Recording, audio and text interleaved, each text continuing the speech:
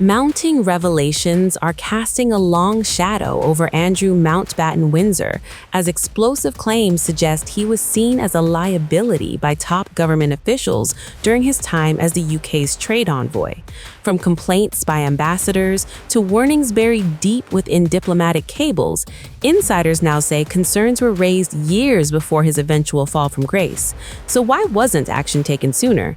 And how deep did the controversy go?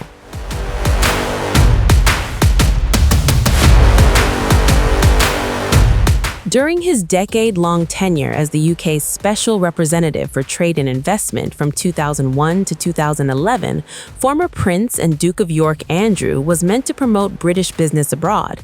But behind closed doors, a very different narrative was unfolding. Senior Whitehall insiders now tell British newspaper The Observer that he was widely viewed as ineffective, even calling him a freeloader. Former Business Secretary Vince Cable didn't hold back, reportedly saying Andrew wasn't very useful and that officials would have preferred to avoid working with him altogether. And yet, because of his royal status, the public narrative remained glowing, a stark contrast to private frustrations. The problems weren't just internal, they were global. Leaked diplomatic cables revealed that Patrick Nixon, then UK ambassador to the UAE, raised alarm bells as early as 2002. He described Andrew's remarks during a Middle East visit as crass and offensive, particularly comments about Saudi Arabia and oil.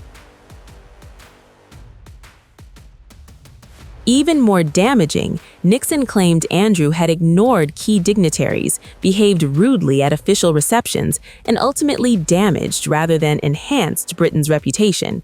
Despite these warnings reaching senior officials in London, no immediate action was taken. According to former officials, Andrew's conduct at events raised eyebrows repeatedly. One insider claimed he would arrive late to high-profile receptions, focus attention on younger women, leave early, often frustrating hosts. But perhaps most concerning were warnings about his associations.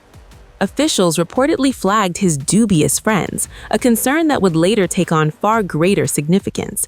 The tipping point came in 2011, when a now infamous photograph surfaced showing Andrew with Virginia Giuffre, who alleged she had been sexually exploited.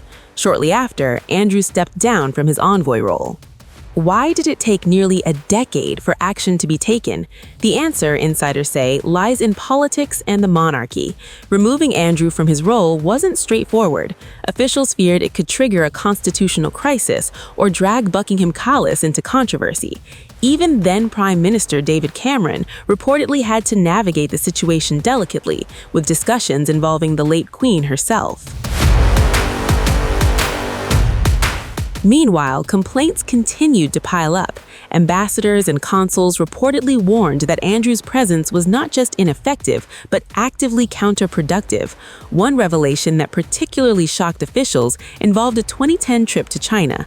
Vince Cable later said he was stunned to learn Andrew had already visited the country independently, conducting what appeared to be his own negotiations without informing the government. Even more controversially, emails revealed that a close associate of Epstein had been involved in planning the trip.